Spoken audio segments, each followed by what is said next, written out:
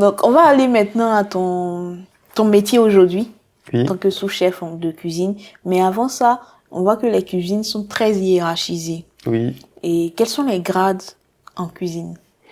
Alors, les grades, au tout bas de l'échelle, on a l'apprenti.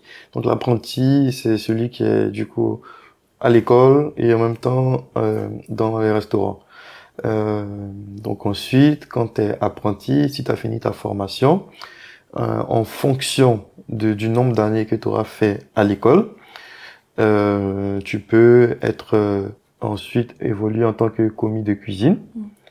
Ensuite, demi-chef de partie, chef de partie, et sous-chef junior, sous-chef senior, et après, chef de cuisine.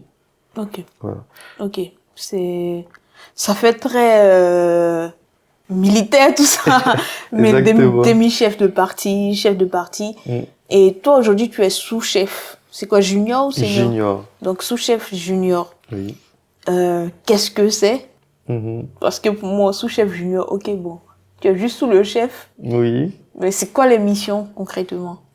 Alors, donc le sous-chef junior, euh, comme dans le terme, hein, il y a aussi chef. Ça veut dire que si le chef n'est pas là, par exemple, c'est toi qui as la responsabilité de la cuisine. Donc, ça veut dire que le sous-chef junior, ses missions principales, ça va être euh, d'assurer que déjà le fonctionnement qui a été établi dans la cuisine, en fait, ça tourne correctement. Ça, c'est de manière vraiment très générale. D'être en même temps, on va dire, un pont entre la cuisine et les autres services donc du restaurant. Ça peut être la salle, donc les serveurs et les responsables de la salle.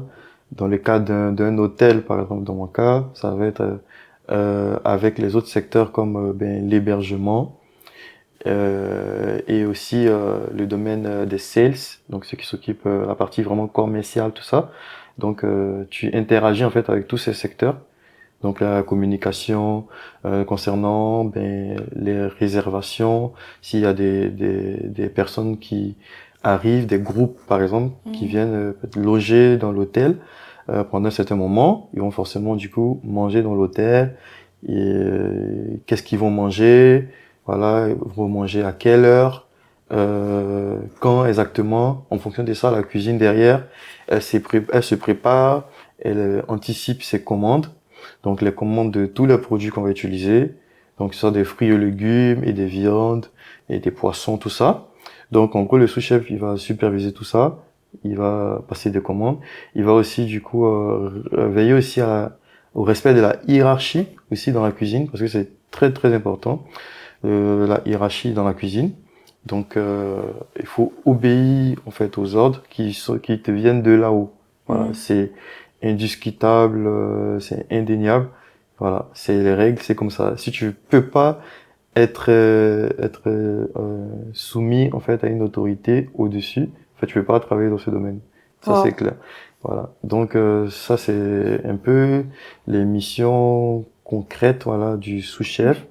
Ça peut arriver que le sous-chef aussi, dans certains endroits, peut aussi faire les plannings des cuisiniers. Voilà. Donc de tous ces éléments. Voilà. Donc voilà, c'est un peu toutes ces responsabilités. On peut même rajouter à ça, pour terminer, la vérification, voilà, de tous les produits qui ont été réceptionnés, donc les produits frais, et ensuite vérifier aussi que toutes les préparations aussi ont été faites dans le respect des procédures, dans le respect des règles qui ont été établies dans la cuisine. Voilà, donc faut goûter à tout, Wow. vérifier si la qualité des produits voilà sont bons. Vérifier que une telle cuisson, une telle préparation n'a pas été bien faite, mais il faut qu'elle soit refaite. Voilà, il faut recommencer. Voilà, c'est vraiment beaucoup de supervision et tout.